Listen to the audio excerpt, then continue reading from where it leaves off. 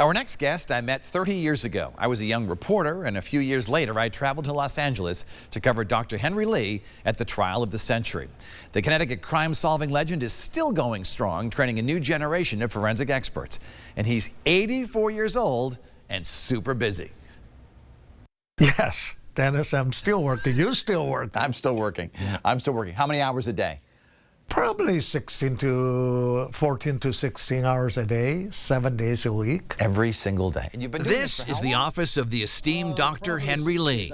We're on the campus of the University of New Haven at the Forensic Science Institute that bears his name. So student can learn that's female. It's considered one of the top schools on earth for this type of study.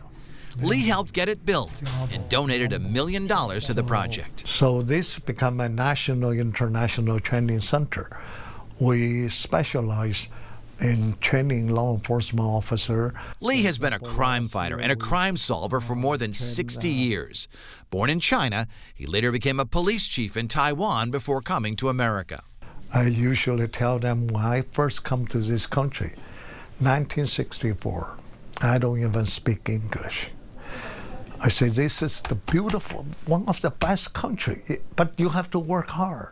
You have to devote your life into your profession to build a future, not just sit there waiting for a handout. That's the problem today, our society. Nobody wants to work anymore. Lee joined the Connecticut State Police and made a name for himself cracking cases that had investigators puzzled. He helped solve the wood chipper case, the first murder conviction in Connecticut without a victim's body. Richard Crafts murdered his wife Hella and chopped up the body with a wood chipper and dumped the remains in a river. Lee found a piece of tooth that forensic science proved belonged to Hella Crafts.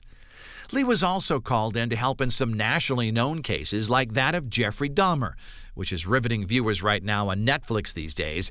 He was also hired to help solve the murder of JonBenet Ramsey. And he was an expert witness 27 years ago at the O.J. Simpson trial, where I covered his testimony that some say helped acquit Simpson. But Lee still stands by it. But they found his blood at the scene, right? They found his DNA at the scene. At the scene, okay? By that time, the DNA, it's not like today. It's he's in the ranch, okay? So whether or not a very close relative in the ranch or not, we don't know, okay? But also they found EDTA. EDTA is a chemical, it's a preservative. Should not presence in human body. Lee retired from state police to focus on the Institute. And he's also become a big TV star in China with his own show. I said, well, first thing, I don't solve case by myself. It's a team. Police detective, myself, and other scientists, and most importantly, general public.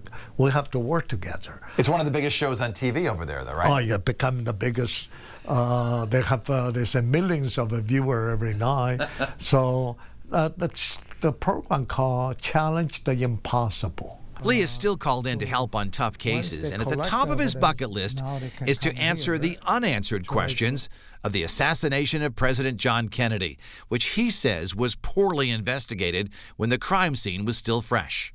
We did find some interesting stuff, but unfortunately some of the original documentation is not there. The initial crime scene, autopsy, everything shouldn't go wrong, went wrong. Cars drove over the crime scene right away.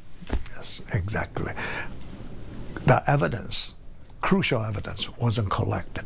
In the meantime, Lee will continue to devote his life to teaching and researching, even if it means long days, which he says energizes him. You have to do your best. As far every day, because we only come to this world once. Okay? Yes, I live longer than a lot of people. Just last week, another good friend passed away. I feel deeply touched, okay? You only have 365 days a year. Let's say we live to 100 years. How many days we have? Just think about it. Yeah. The average American Think about it. We only work 1,600 hours a year. We sleep about 3,000 hours, eat and play and waste the time. The rest are gone. So why should we do a little bit more every day? A little bit more. We can help the society, help our country. Dr. Lee is just so devoted. It is Halloween week and the season for witches, but did you know that Connecticut once executed women and men for being witches? When we come back, the new effort to clear the names who died a horrible death just because of hysteria and suspicions of sorcery. You're watching This Week in Connecticut.